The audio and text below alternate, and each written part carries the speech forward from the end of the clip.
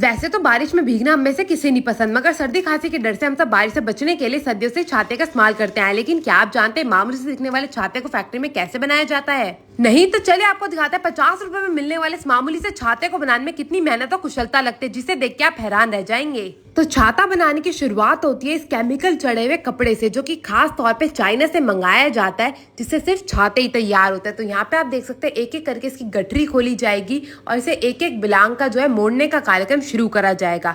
पूरे कपड़े को इसी प्रकार से मोड़ के तैयार कर लिया जाता है। तो यहाँ पे आप देख सकते हैं पूरे कपड़े को अच्छे से मोड़ के तैयार कर लिया गया है। अब बारी आती है इसकी कटाई की। कटाई करने के लिए सबसे पहले इसके ऐसे मोटे मोटे से गठरे बना के रख लिए जाते हैं और उसके बाद एक एक गठरे को खोला जाता है। ये त्रिकोण आकार का गत्ता लिया जाता है, इसे निशान लगाया जाता है चौक की सहायता से और उसके बाद कैंची की सहायता से इसकी कटाई करी जाती है। तो यहाँ पे आप देख सकते हैं पूरे कपड़े पे अच्छे से त्रिकोण आकार के निशान लगा लिए गए हैं। इसी प्रकार से एक एक करके पूरे कपड़े को यहाँ पे काट के तैयार करा जाएगा।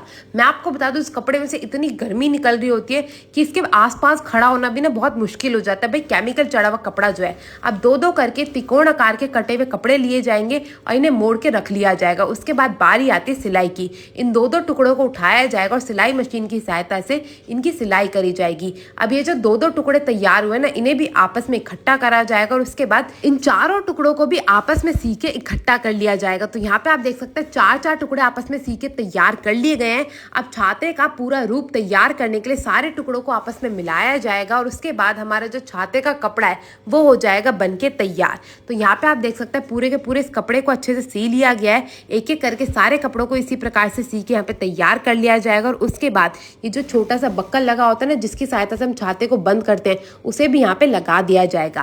भाई कपड़ा तो बन गया, बारी आते लोहे का ढांचा तैयार करने की, जिसके लिए यहाँ पे आप देख सकते हैं लंबी लंबी सी सीखें ली गई हैं, जिनको दूसरी फैक्ट्रियों में तैयार करके यहाँ पे लाया जाता है। अब उसके बाद एक पतले से लोहे के तार की सहायता से एक एक करके सारी सीखों को आपस में इकट्ठा करा जाएगा। करीबन 8 सीखें ये रहती है जिन्हें एक लोहे के तार में डाल के इकट्ठा कर लिया जाता है। उसके बाद एक छोटे से प्लास्टिक के टुकड़े में सारी सीखों को फंसा के यहाँ पे जो ऊपर का हिस्सा होता है अम्ब्रेला का, वो तैयार करा जाता है। तो यहाँ पे आप देख सकते हैं हमारे अम्ब्रेला का ऊपर का ढांचा तैयार हो चुका है। बारी आते है उस पर डंडा लगाने की।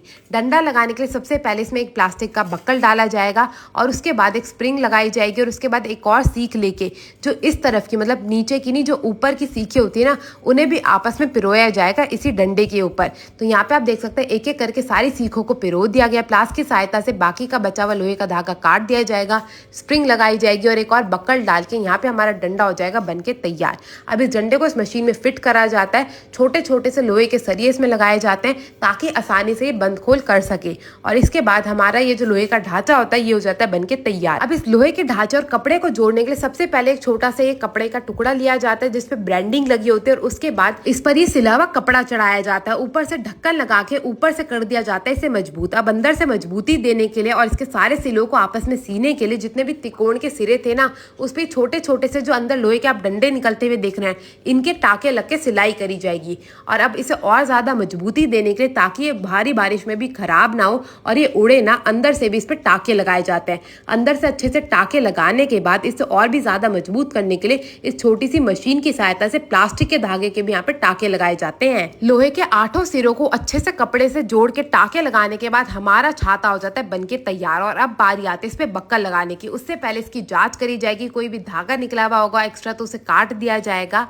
दूसरी तरफ यहाँ पे बक्कल लिया गया जिसमें करा जाएगा छेद। बक्कल में छेद करने के बाद इस बक्कल को सबसे पहले नापा जाएगा और नापने के बाद ये छोटा सा बटन लेके बक्कल के अंदर फिट करा जाता है और उसके बाद इसमें छाते का लोहे का डंडा लगा के और ये जो छेद है उसमें पेच अच्छे से फिट करके हमारा छाता हो जाता है बनके तैयार। उसके बाद बारी आती है इसकी पैकिंग की। थैली में डाल के हमारा छाता हो जाता है बाजारों में आने के लिए और बिकने के लिए तैयार। अब इस फैक्ट्री के ओनर से बातचीत करते हैं और जानते हैं आप इसे बल्क में और सस्ते दाम में कैसे खरीद सकते हैं। नमस्कार सर, कैसे हैं? बढ़िया भैया। तो मैंने यहाँ पे देखा आज अम्ब्रेला कैसे तैयार करे जाते हैं, तो आप अपने बारे में, अपनी फैक्ट्री के बारे में को बताना चाहेंगे? मेरा नाम राहुल है, हमारी अम्ब्रेला मैन्युफैक्चरिंग की फैक्ट्री है। तो हमारे यहाँ पे सारी वैरायटी का अम्ब्रेला मिल जाता है? सारी वैरायटीज आपको हमारे पास मिल जाएगी और हमारी पैन इंडिया डिलीवरी है। कश्मीर टू कन्याकुमारी हर जगह हम डिलीवर कराते हैं। बाकी आप शॉप पे विजिट करते हो तो रिटेल में मिल जाएगा। अगर आपको ऑनलाइन डिलीवरी चाहिए तो ओनली होलसेल है। ओके, तो भैया अगर आपसे कोई जुड़ना चाहता है वो कैसे जुड़ सकता है? हमसे जुड़ने के लिए भी आप नीचे दिए गए नंबरों पे कॉल कर सकते हो या हमारी शॉप पे विजिट कर सकते हो जो कि सदर बाजार में है। ठीक है sir, thank you so much.